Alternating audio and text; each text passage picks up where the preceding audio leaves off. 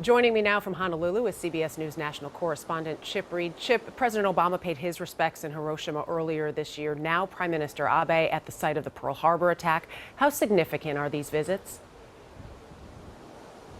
Well, both leaders think that this visit is significant. All these years later, they still believe that those wounds of war are still open from so long ago. That may be more so in Japan. It is much more of a controversy there. It is tougher for Prime Minister Abe to come here than it is certainly for President Obama. But both nations believe that this will do something good long term to bring the two nations together. Even though they are allies, they have certainly struggled over the wounds of war for decades now. What is the current state of U.S. Japanese relations? Well, Ambassador Caroline Kennedy told us it's very strong.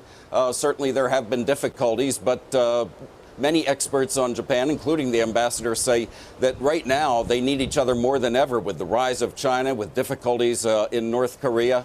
So this is one effort, and they hope there will be more in the Trump administration to make this bond even closer. You mentioned the Trump administration, and during his campaign, President-elect Donald Trump was critical of Japan on trade, also said that Japan didn't pay enough for its own defense. How might we see things change under a Trump administration as far as relations are concerned?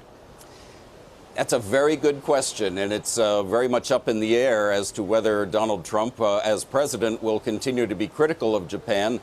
Certainly leaders in Japan are very concerned about that. Prime Minister Abe made a very quick visit to New York to visit with Donald Trump after his election to try to soothe relations between Japan and the incoming Trump administration.